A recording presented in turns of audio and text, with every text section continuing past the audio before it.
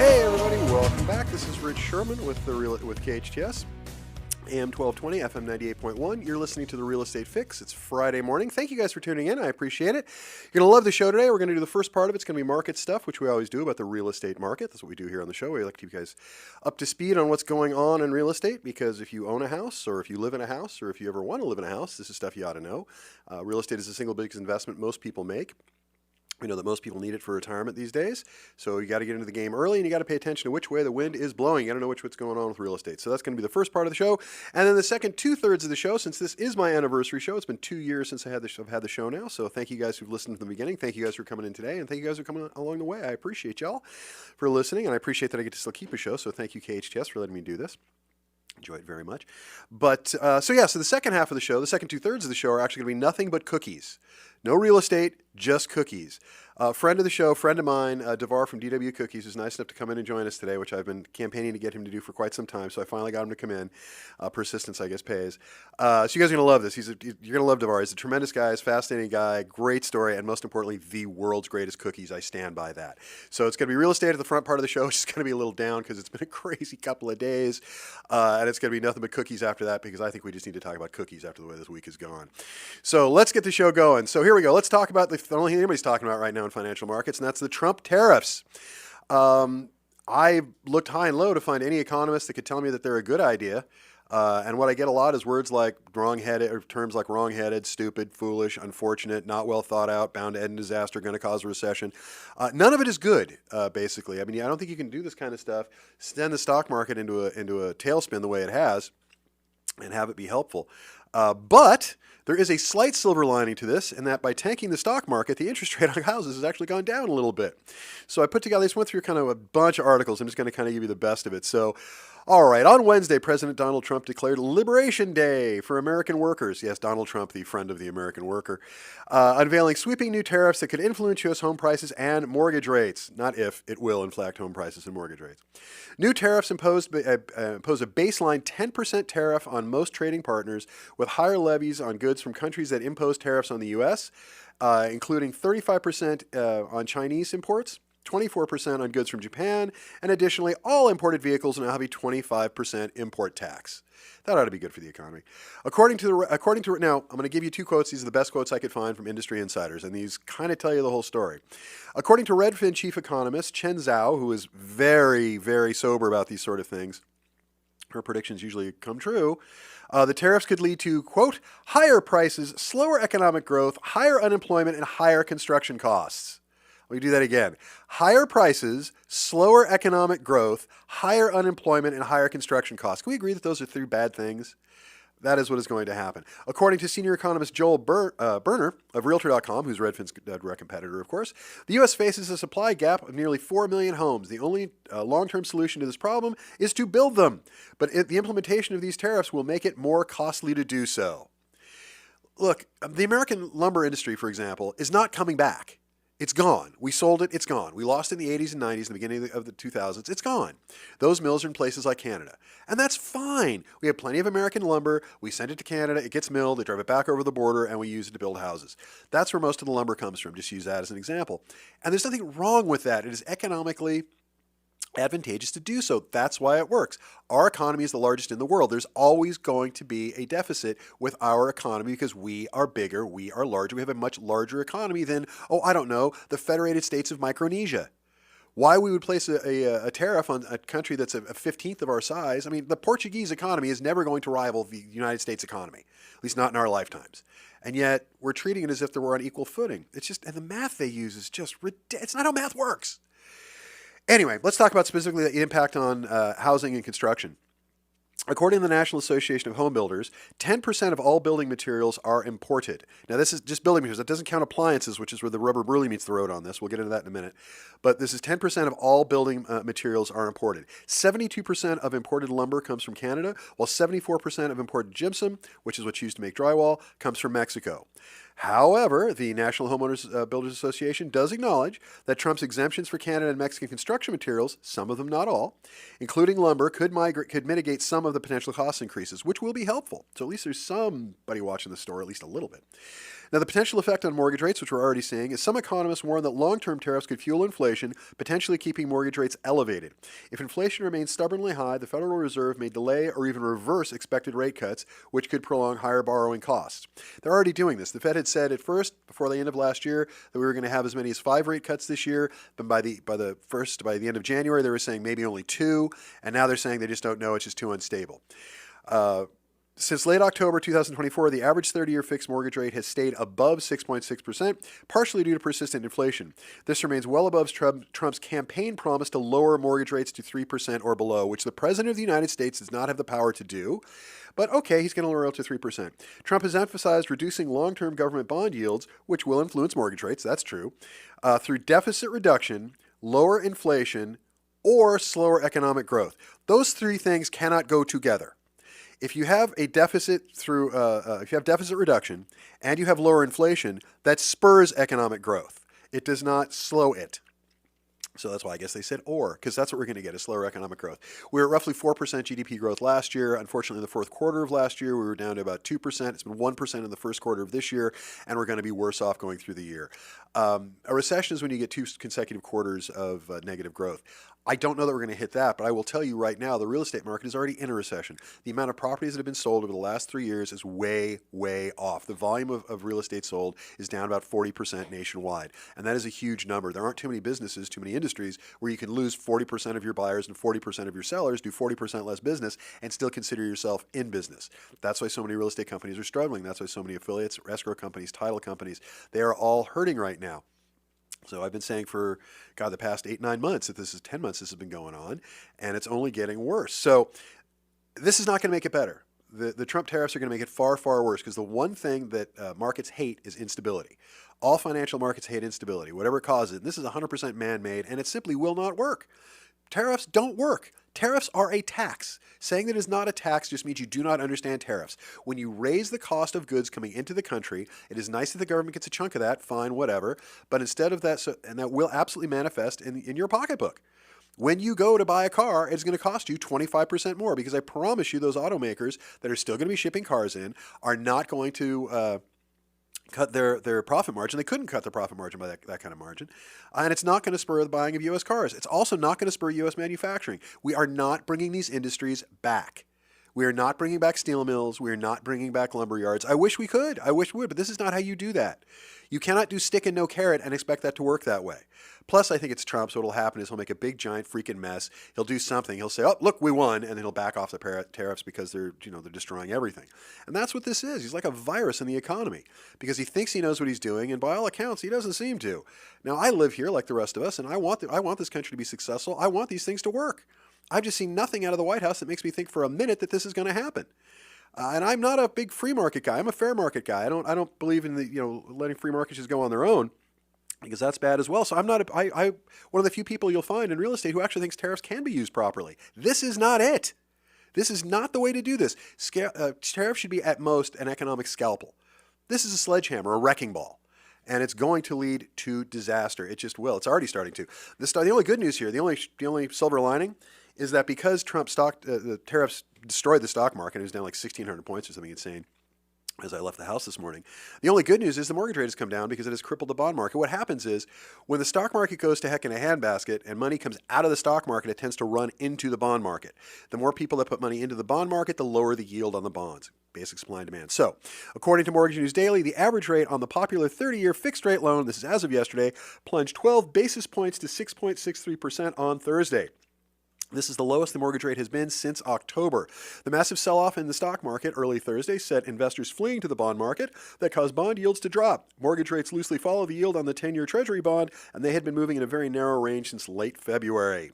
According to Realtor.com, in March, there was a 10% annual jump in new listings, with active listings up roughly 28% nationally, but it also found homes sitting on the market longer and the share of listings with price reductions rising.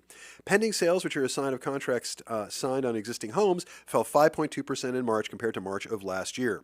So what do we take from all of this? It is great that the interest rates come down a little bit. It hasn't come down nearly enough. We need to get under 6%. We really need to get down to 5.5%, which is what I've been saying now for a couple of years. That's where we'll reach parity. That's where we'll reach some sort of normalcy.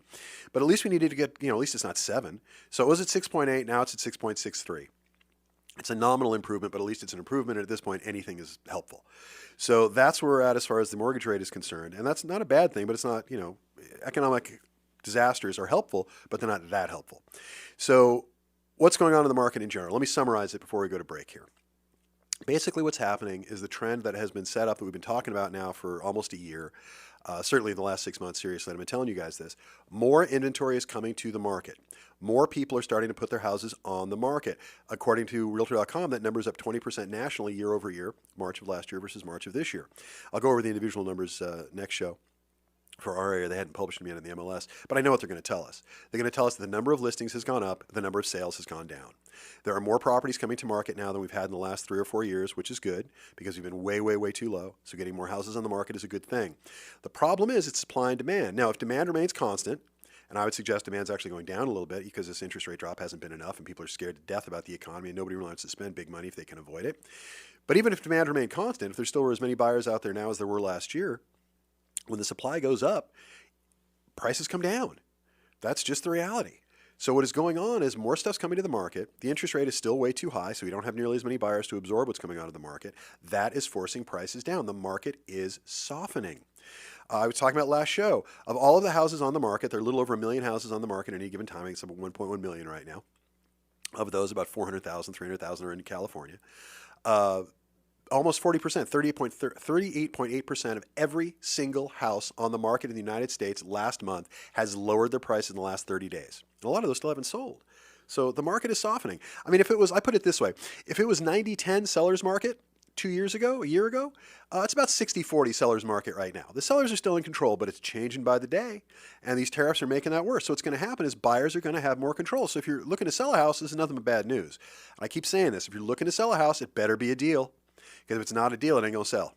Now, it doesn't have to necessarily be a deal of price. It could just be because yours is the only one with the bigger kitchen or the nicer view or the pool or whatever it is. But yours better be a deal. Because what was top dollar 6 months ago is not top dollar now. And you're going to see that trend continuing. We're going to start to continue to slide. I don't think it's going to be massive. I don't think we're going to lose 20, 30, or 50% on our house's value like we did in 2008 and 9. But we are going to lose a couple of points. I think we're going to lose 1 to 2%, maybe as much as 5% by year's end. I think that's probably a bit much. But yeah, maybe 3% probably by the end of the year. But prices are starting to come down. Even Realtor.com, which always tells everybody prices are going up. If you ask Realtor.com with their website anyway, they always predict it's 0.01%. See, it's still going up. 0.01% is nothing. It's not going up. But anyway, and we're going to see those coming down. So it's really just shifting. If you're a buyer, this is good news because interest rates are going to continue to go down a bit. I don't think they're going to go down much, but they're going to go down a bit. Hopefully the Fed will get on board with that because this tariff nonsense will hopefully stop at some point.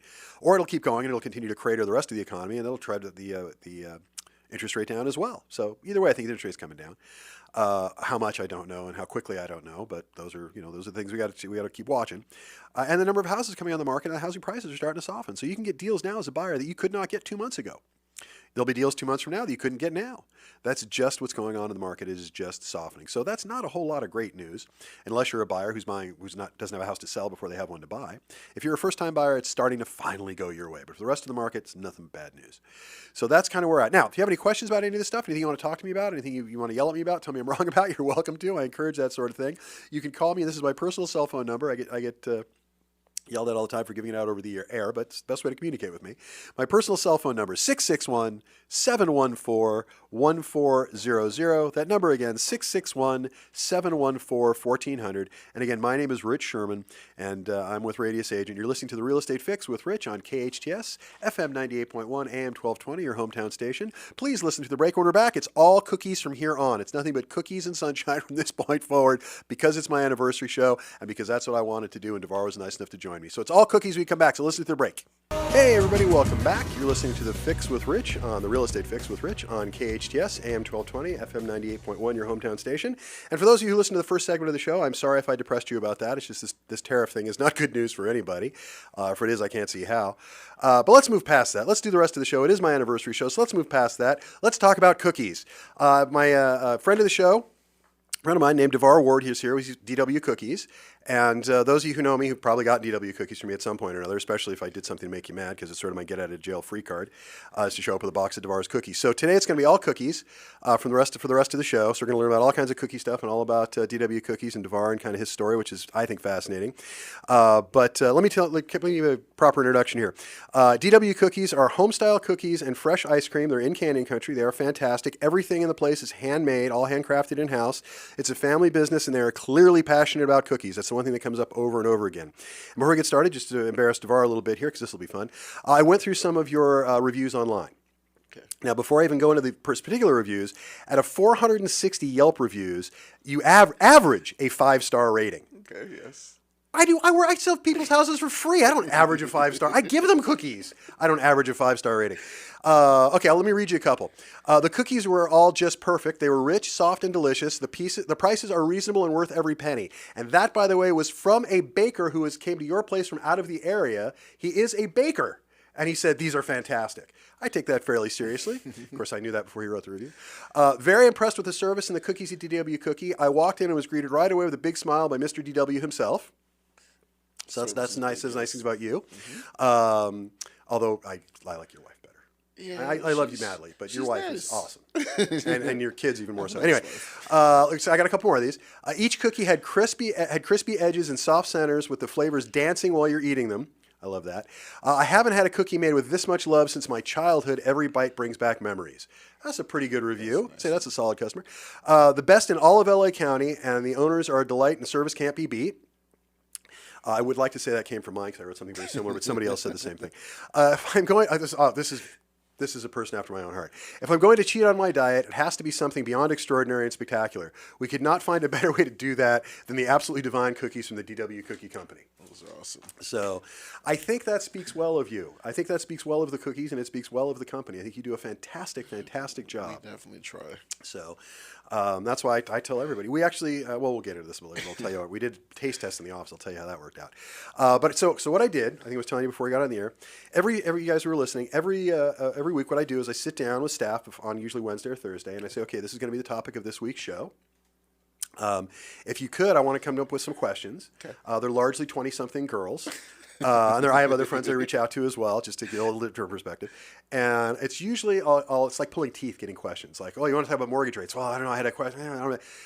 People aren't usually that into the topics I want to talk about. Mm-hmm. But when I put out the call this week, that I said, look, Devar is going to be on. It's DW Cookies. What cookie questions do you have for me that I can? I got pages and pages and pages because they are far more interested in what you do for a living than what I do for a living, which is fair because yours is more delicious. So I'm just going to start. I'm just going to go through these. They're in no particular order.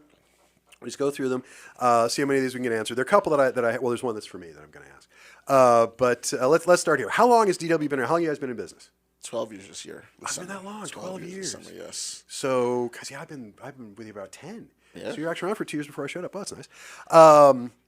Okay, I definitely want you to tell this story. What inspired you to open a cookie shop and an ice cream shop? What inspired you to do it? How did DW get going? I'd say a few things. My grandma was a big one. When I was young, my grandma, we'd cook together. Holidays, Thanksgiving, Christmas. She taught me how to cook, basically. That was amazing. What was grandma's name? Dorothy. She's actually DW as well. Oh, there you go. So it's for both. Okay. Yes. So that's part of where DW comes from. Okay. I have a huge sweet tooth, just like many people. So that's ice cream, cookies, Amen.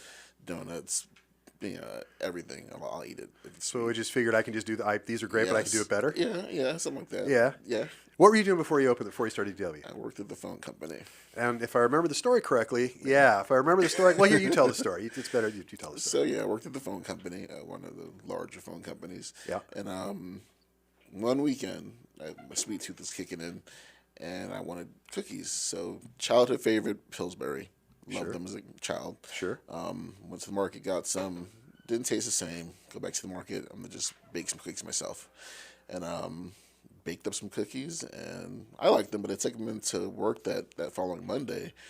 Coworkers just loved them. Like, oh my God, you gotta bake these every week. You gotta bring us more. Yeah. And that's how it started. They'd order cookies, and I would bake them every weekend. It's like a little side hustle, making extra money on the side, baking cookies at the phone company. So people kind of asked you, hey, could you make? I'll pay you to make some of these cookies. Yeah. And so at first you made some cookies. You had enough money to pay some of your bills. Yeah. And then you were paying enough cookies so you could pay all of your bills. And then it became time to open a shop. Pretty much, yeah. Yeah. Mm-hmm.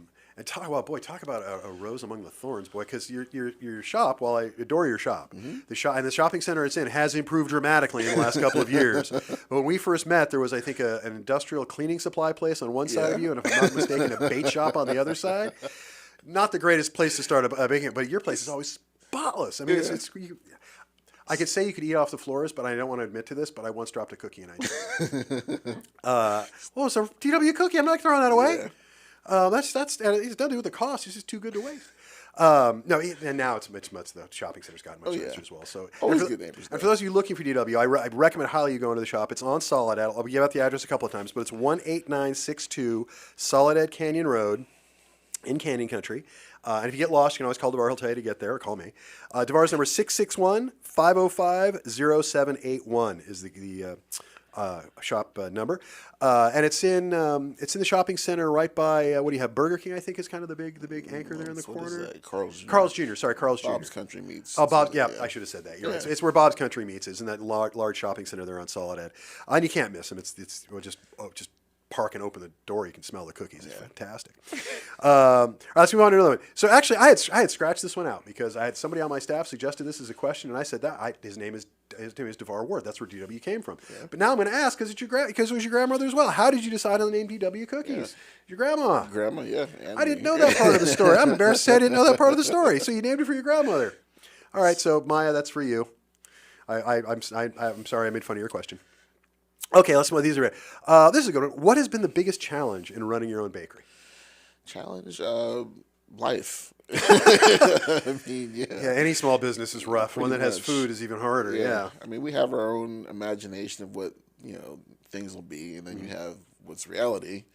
And you just have to roll with what it brings you. You got to have the imagination. You got to know what you're aim for something before you can hit it. Definitely. So you got to have the first part, and you got to get the second part to meet up to the first part. It just takes time. Yeah, it takes time. And a lot of work. Definitely. Hey, well, actually, since we've been talking about the tariffs all day today, do you think any of the tariffs are going to affect you? I mean, any of the stuff that you guys bring in, is any of it important? I mean, there's a lot of food and stuff that's going to get nailed with that. Eggs were big for a while. Yeah, I mean, will continue to be. Geez, God. Geese laying golden eggs or what? Yeah. So the eggs were, butter's always expensive. Chocolate, I've heard cacao is supposed to be going weird. Yeah, well, so much of it's imported, so I didn't hear of any specific tariff on Not chocolate, tariffs, but it's across the board on everything that's imported. So it's probably going to affect you as well. We probably have about 6 weeks to 2 months before it really starts to manifest across the board. Say, oof, I think that's going to be nasty. Well, it's all right. The price of the cookies go up, we'll all survive. They're still worth it. Okay, what's the most rewarding part of owning a cookie shop? Another popular question. I'd say it's the people. Just bringing happiness to people through baking, it really, really helps a lot. I mean, even when times are hard, knowing I'm making somebody else happy is really, really nice. Yeah, I would have said the cookies, but all right, that's fair enough. And the ice cream, but that's fair enough. That's any. I know that sounds like for you guys listening, I know that kind of sounds like a advertising tagline, but I've known these guys for a decade. I'm telling you, that's the way they look at it. They really do. I've walked into your store in a foul mood from time to time. Matter of fact, there was once, I don't know if you remember, I walked in a couple of years ago and I was just having a horrible day and had to pick up cookies for something else. And your wife just saw me coming in the door and just offered me a cookie. When it didn't say anything, she just said, "Here." I went, "Oh, that's how you get customers to behave. Awesome. You are brilliant. I'm going to start doing that." He comes to my office with a bad attitude. I'm just going to give him a cookie. "Here, we can talk after you eat this." Yeah, and it did. It worked fabulous. It saved my whole day. He was a taste of the cookie, but I'll go with the sugar as well. This was a very popular one. I got this over and over and over again. What is your best-selling cookie, and why do you think it's so popular? Classic chocolate chip, of course, but salted caramel. That was just good. Savory and sweet. Yes. Yeah, I've had both. They're both. Sweet, yes. It's funny because the straight up chocolate chip is my favorite. Mm-hmm. My wife's is the caramel or peanut butter, depending on her mood. You like the peanut butter. Yeah. The peanut butter, I want to see how you like it because I changed it back to the original recipe recently. Okay. I know you like the peanut butter, so I want to see how we'll see how that goes. How that went. I mean, you guys. For example, if you go get cookies from DW Cookies, they come in these little gift boxes, all very well done. So they're very presentable as gifts, which I think is wonderful. But if it's like peanut butter cookie, like for example, you put that in a separate bag.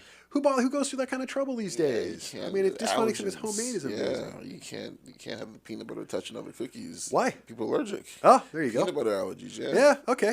That was the freshest thing. Okay. Fair enough. Fair enough. So I mean, the cookies are fantastic. The quality is amazing. The owners are great. If you haven't experienced this place, you guys should go. You really should. It's an experience. It's fantastic. This is another question for my young staff. What is your favorite cookie? Walnut chip, actually. It started as the pecan coconut chip, but over the years, walnut chip was Walnut not chip. my favorite. Yeah, I would not have simple, guessed that. just great cookie. Just straight up walnut chocolate chips Walnut cookie dough. You're chocolate there. chip, yes. If anything's left, walnut chip, it's mine. Okay, and this you can tell came from a 20-something. Do you think chocolate chip cookies, not just yours, do you think chocolate chip cookies deserve all the hype? Is there somebody out there hyping up chocolate chip cookies? I think they kind of did that on their own. The chocolate chip hype, man. I don't think there's a hype man for chocolate. If there is, though, I'd volunteer for that job, but okay. But, yeah, so do you think chocolate chip cookies deserve all the hype? As a classic, yeah, but there's variety these days. You can have all kinds of cookies. Whatever you want to throw in there, you can make a cookie out of it. Yeah, chocolate chip is not just chocolate chip. Hey, on that same topic, are there any new cookies you're working on? I'm kind of leaving that in customers' hands lately. I mean, somebody asked for it's a cornflake cookie. It was cornflakes, pecans, coconut, and it tasted really good. Wait a minute, we're allowed to make requests? That was just my thing. We're allowed to make requests now? It's coming, yeah. Oh, well, I didn't know that. Well, you said it on the air now. Now you got to. This may turn out to be a problem. So, for those of you listening, if there's a favorite cookie you want to try or some combination you've always thought of, yes, Devar and DW is your guy. Just ask for it and I'll do it. Oh my God. Okay. All right. When we're off air, I got some ideas. Well, that was going to be my next question. Is how do you come up with new flavors? I mean, there's stuff you come up with. I'm sure we've all benefited from that. Yeah, it's like your childhood favorite stuff like that. Yeah. But customer suggestions. Like at the phone company, it was somebody asked me to throw something that I would. But yeah, we're gonna start putting it in the customers' hands now. Oh my goodness, that's gonna be fun. It's gonna lead to some interesting disasters, I suspect. Right? But one or two victories out of that, that'll be fabulous. What's your wife's favorite cookie? Her favorite toffee chip, I'd say. I was worried you're gonna stall on that and get in trouble. No, actually, brown buttermilk chocolate. That's her newest favorite. Oh, brown butter. It just adds so much more to the cookie. Yeah, I get butter. that. What about the kids? Kids, chocolate chip, triple chocolate. Chocolatier the better? Yeah, it depends on the kid. One likes sugar, one likes triple chocolate. Danny's liking the walnut chip now, too. Yeah. Well, Dad's favorite. That makes sense. Yeah. My wife's theory is the more chocolate it has, the more I like it. That's just how I roll, which I think holds out. I think that's very true. I think that goes through. Okay. All right. This is a question for me then. Okay. I'm going to do this on the air because that way you can't back out of it. Well, you could. How do I get a cookie named after me? I've been trying. You come up with a good cookie that stays around. Well, we talked about this once before, and all you said to me was it should have coconut in it. And I don't know why, but I just took it as a compliment. I like coconut, so I'm choosing not to question it. Maybe toasted coconut. Toasted coconut, that's fine. Yeah, that works. Because I got to tell you, I'm a big fan of just maybe a straight up chocolate chip with coconut in it. That could maybe, work. maybe, yeah, maybe. That might be the Rich, maybe. Could be the Rich. I like that. All right, I'm campaigning for this now. I'm unabashedly taking my shot. I want a chocolate chip coconut cookie named after me. What? See? Rich is in flavor, and everyone else will think it's flavor. I'll know it's me. That's good enough. That's it. That's good enough. And for those of you who heard the curly fry story, now I'm getting a cookie named after me. It's not as good as the curly fry thing, but I'm getting a cookie. You had a curly fry named after I invented the curly fry. You haven't heard this story? You're the only person in town who hasn't heard this story? All right, for those of you members of my family, feel free to turn away. Members of my staff, you can turn off. This is going to take another 2 or 3 minutes, but let's do the story. I worked at Wendy's. I forged a work permit when I was 12, and I was a big kid. So I walked into Saugus High, and I said, I need a work permit. I'm new at school. I just transferred, and they said, fine. And I had a forged English. I was born in England, so I had an English birth certificate, so it was easy to forge. So I forged my birth certificate at 12 years old, walked onto the campus at Saugus High, and walked out with a work permit. I don't think you can do that these days. I hope you can. They were opening a brand new Wendy's on Bouquet Canyon. It's still there to this day. Yeah. I was part of the crew that opened up that store. Now, here's where it gets fun. I was working there. I would get bored, and I would just screw around. It's a good thing I own my own office these days because no one would hire me. Surprised I didn't get fired in those days. So what they would do at Wendy's in those days is when the fries were hanging around too long, they would throw them away. Okay. I like kind of soggy, greasy fries. My wife thinks I'm crazy. I know. She makes the same face. Well, how do you not like a crispy French fry? I like it that way. It's just how I roll a little bit. Anyway, so what I would do is, now in those days they used to make the chicken by actually making the chicken. You would take a chicken breast, you would pound it in coating, and you'd put it in an actual deep fryer. Right. So what I would do with these fries that were all greasy is I would roll them in the same chicken stuff. I would put them in a little basket, and I would drop the basket in the deep fryer for just a second, and they would curl up, and they would have a coating on them, i.e. the curly fry. So I started doing this, and it got to be a thing, after hours, and they called them Rich's fries, and everybody eating these things. I did it because what I was basically doing is I took from Wendy's point of view, management's point of view, I was taking something that was garbage, and I was turning it into something they could now sell. Yeah. Right at that time, the company got sold to a large consortium called In Square Circle, which is a group of professional wrestlers who got together and bought Wendy's. I know it sounds strange. They decided to tour the busiest Wendy's, one of which is the one at Magic Mountain, and they came through. It's huge guys came through, and somebody told them about the French fries. So I showed them what I was doing. They said, "This is fantastic. You've turned waste into something we can sell. We're going to do this." Wendy's put out a curly fry for about 30 to 60 days. It failed miserably. I don't know why. It failed, and that was the end of it. Now, that's why I say I invented the curly fry. Now, I get no credit for this because I was 12, and this is before, or 13 at that point, and this is before we had the internet because I'm old. So my daughter looks it up, and according to her, the curly fry was invented in either Chicago or Philadelphia in either the 1960s or 1940s, depending on which version of the story you believe. I choose to believe neither of those. They're wrong. I invented the curly fry. Now, I've been having this argument on our first date. I told my wife this, and she said, "No, you didn't." And I said, "Yes, I did." That is how long I've been here for 33 years. That is how long this argument has been going on with my wife. My daughter was born.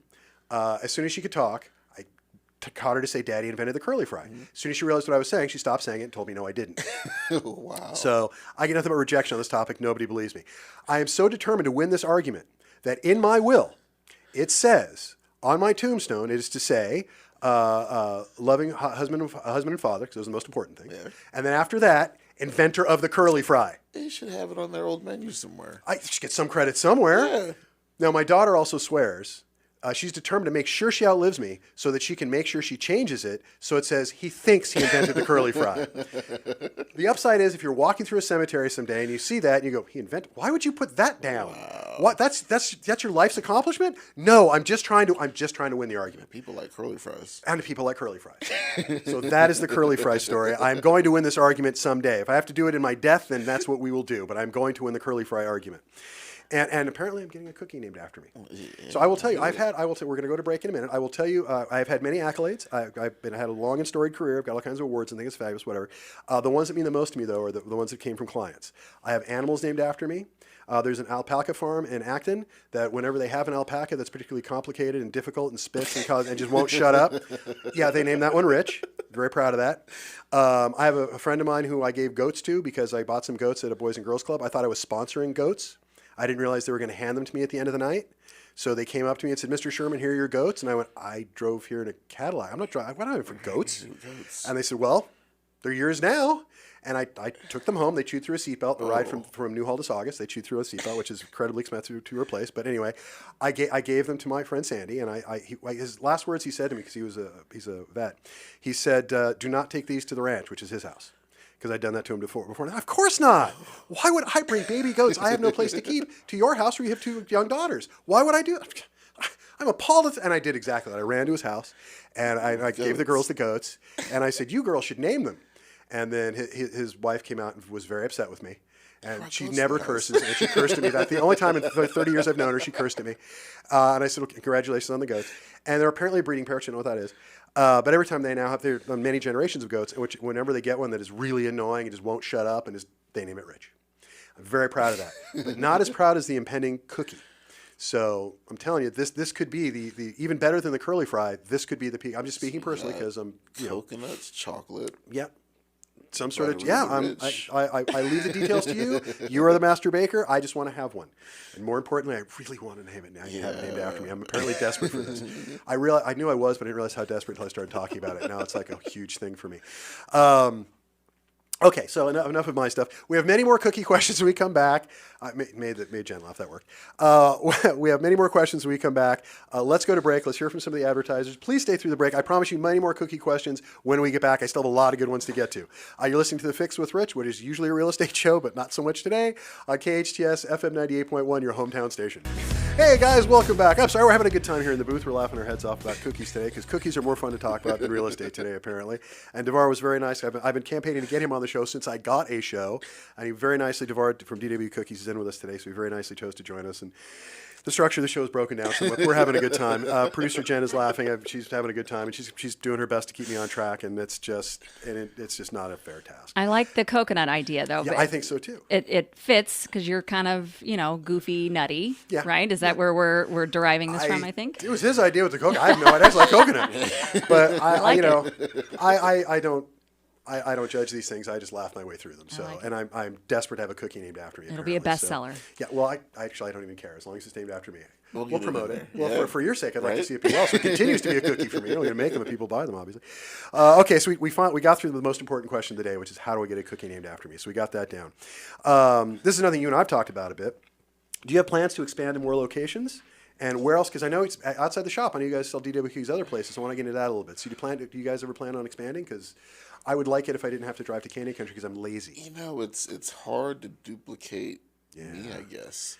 I've taught others to bake them, and it's weird. Like, I've done it, and then the customer's like, you didn't bake the cookies, did you? It's like, oh, they look the same. Yeah. They taste the same. Yeah. I'd like a cookie mastery class maybe to get it done, but who knows? Actually, that might be an interesting thing to do rather than open another location. Just charge people to teach them how to make cookies. I'd sign up for that, especially for making a cookie named after me. But where else can they get DW cookies besides the shop? Right now it's just the shop, but back to that custom cookie thing. Yeah. The website's been parked for a while. It's there, but the cookie creation thing is being built into it. Uh-huh. So hopefully within the next month or so, they'll be up, and you can order cookies online. Well, I'll offer to help right now. Anyone wants to call me with a cookie order, you call me. I will call it in. I will help out. Whatever, because I need your company. I need your business to be extremely successful because I don't know that I can handle the emotional damage if you went out of business. I cannot allow that to happen. I was worried enough during the pandemic. No, you guys will be fine. You have a great product and people love you guys. And the very reason it's hard for you to upscale it is why these cookies are so good. It's because they are so personal because you guys are clearly passionate about doing this. Mm-hmm. And it's really rare in this world to find somebody who's that passionate about what they do. Someone says when you can't taste it, when the love doesn't come through the food, you can taste it. Yeah, it does. Yeah, it does. It absolutely does. As a matter of fact, going through those reviews, I picked the one I like the most that used the word love, but everyone said that. The words that came up most often, if you're doing one of those word bubbles about DW cookies, aside from just good, passion and love. Those are the two things you heard the most. If you've never read your own accolades, you probably because it's boy reading that section on Yelp. I was like, my God, you average 5 stars. Well done. I mean, I get it. I'm on there. I give you a 5-star review, so I get it. But that's fantastic. If you could turn I love this question. If you could turn any food into a cookie, what would it be and why? Food into a cookie? Yeah. Like people make carrot cookies, which I don't get. Right? Food into a cookie. I mean, you can't say a pie is still dessert. Well, you can have an apple cookie, I suppose, or apple pie cookie. Yeah, I've had apple pie cookie. I've done that, though. Yeah, oh, you see? Yeah. There's one. Yeah, it's one. Maybe steak is probably not a great one. See, I've actually thought about a hamburger cookie. Oh. I've literally thought about it. What do you got? I don't know. I mean, it'd be hard to do. How do you get the savory, the sweet, and everything in a cookie? It's weird, but well, I imagine like the cookies. If you make a hamburger cookie, I will be the first to buy them. It sounds fantastic. I have no idea what it's going to be. Crazy. I have literally never had one of your cookies and gone, what does Devar think? I have never done that. There's never been such thing as a bad cookie. There's simply ones that I like a lot and ones that I like a lot more. That's meat it. With a cookie, though, that's kind of weird. Meat with a cookie, it's kind of weird. Well, I've had meat and sushi. That's weird. They do that at Quiche. I made fun of them. They made me taste it. And it was fantastic. I don't know. I don't know. This is another good one. This is for my daughter. Do you ever eat cookie dough before it's been baked? Man. And have you ever considered a line of edible cookie dough? That's the bad part. The cookie dough, I eat more than the cookies. Yes, it's the cookie dough. The cookie dough I can do is edible, though, too. So I might have to bring that back. I've done it. Maybe time to bring it back. Oh, well, there you go. We hit up our whole new line. So we got so far, aside from naming a cookie after me, which is still the headline of this for me, we're talking a hamburger cookie. We're talking potentially cookie making classes, which I think people would pay you for, and we're also talking about this. So yeah, okay. So there's some options there. That'd be fun. And cookie dough, of course, that'll be our other thing. This is good. This will help. What are the top gift giving occasions for giving cookies? In your opinion, and why are they good gifts? Any occasion. Every occasion. Tuesday's a good occasion. A good get out of jail free card. Oh, heck yeah. Heck yeah. Okay, I'll tell you a quick story with this. So I have a friend of mine who's been a friend for years. He sponsors the show. Omar does all my construction for me. I left that poor guy in 110-degree heat, sitting out in front of the house in Palmdale, and he was waiting for me, and I was 2 hours late. I realized it was going to only been 90 minutes late, but I stopped by your store on the way up there because I showed up with cookies. He had every right to be mad at me. It was totally my fault. I was being very nice that he waited, but I showed up with a box of cookies. So I gave him a cookie and he ate it, and then he took the whole box and then he forgave me. which is fair. That's completely reasonable. That is a fair exchange. I left you out. I think I had the better end of that deal. And then I asked for one of the cookies, and he said no, which is also fair. I can't get any cookies. Wow. Yeah.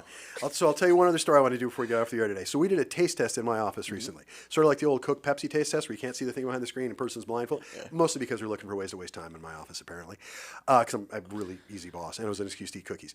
And we tried a couple of other cookie companies in town. Nothing against any of them. My heart goes out to them. They're fine too. They're lovely. I have pretty room in my heart for cookies. But I contend that yours are the best. So to prove this, because those of you who listen know that I always like to prove these things, we had a little taste test, and because I was eating cookies all day, it was a scientific experiment. And yes, of all of the cookies, other cookies in town, and there's some very good cookies in town, you got some stiff competition, on taste alone, not even a question. Oh, wow. Across the board. I'm not putting down anybody else's cookies. I don't want to hear about that. Don't yell at me. You like this one or that one. Just try DW. You will not be disappointed. They are fantastic. Thank you. So, so I think any occasion is a good occasion for cookies. Yeah. We do big birthday cookies too, though. So the big giant cake things. Yeah, we've done that. We've got a couple of those from over the years. So, okay, this is my last sort of written question. What happens to unsold cookies? Is there such a thing in your store? Unsold cookies? Are there any that don't, like, at the end of the day they're just still there? No, I mean, we actually put them on a site that sells baked goods, day-old baked goods. Yeah. They become day-old, but those get sold There's too. There's a website. Do you know the name of it? There's an app. Oh, an app. Too Good to Go, yes. Oh, okay. So there you go. It's another venue. So do you remember the name of the app? Too Good to Go. Too Good to Go. Okay, so Too Good to Go is an app out there. So if you're still looking for cookies, you need to, maybe discount type cookies. I'm sure they sell for less. Check out Too Good to Go, because I had one of your cookies this morning. It was a couple of days old. So because you pack it in plastic, it's still delicious. Nothing beats fresh out of the oven though, man. That's the best. But still, it's not the end of the world if we do that as well. So if you guys are into it, and I think you should be, who doesn't like a cookie? My daughter's a diabetic, and we still love your cookies. She says, plan ahead. That's always a little planning. It's still fun. But so if you guys are into this at all, if you're this is out of my voice, do yourself a favor. Get to DW Cookies in Canyon Country, 18962 Soledad Canyon Road is the address. Phone number is 661-505-0781. Again, 661-505-0781. And again, 18962 Soledad Canyon. It's a great little shop. You just go in. There are all kinds of video games and stuff there now, stuff to do. And, there's also, we didn't talk at all about ice cream. We talked about strictly cookies, but you also do handmade ice cream as well. Shakes, yes. Yes, and ice cream sandwiches, which are the two best things in the world, ice cream and cookies together at the same time. Absolutely fantastic, and shakes and stuff too. What's the most popular ice cream flavor? Vanilla. Plain old classic vanilla, yeah. All right, your favorite? My favorite is chocolate. Chocolate's fantastic. See, I knew it. Yeah. I knew that. I knew you were going to say that. What about shake? Best-selling shake? Strawberry cheesecake. Really? Yeah. Oh, people like blend it up into shake. That sounds like a Jane kind of thing. It sounds like my wife would dig that. Or you can throw a cookie in there, too. Oh. Whatever cookie you want to throw in a shake, mix it up, yeah. I know what I'm doing for lunch today, guys. That sounds absolutely fantastic. I got to figure out how to make those travel, though. Thank you very much for coming in. Thank you, guys. And again, please... we support DW Cookies because they're fantastic. You guys should go as well. Please go check out the shop. Call them up. Do it online. If you have questions, call me. I'll be happy to point you. I know a lot of things in town, especially the best cookies in town. Again, nothing against the other cookie companies. They're lovely. They're fine. They're wonderful. But for me, without question, DW is the best in town. They just are. They just are. So get on over there. You've been listening to The Fix with Rich. I'm your host, Rich Szerman. Thank you guys very much for tuning in. I always appreciate it. I know today was more about cookies than about real estate because the real estate stuff is, kind of down today, so I'm glad we're talking about cookies. But do yourself a favor. Get a DW cookie. If you have questions, give me a call. I'll bring you a cookie. You can reach me at 661-714-1400. Again, 661-714-1400. That's my cell phone. Call me anytime, day or night. If I don't answer, you send me a text. I'll call you right back. You've been listening to The Fix with Rich on KHTS, your hometown station, 98.1 FM, AM 1220.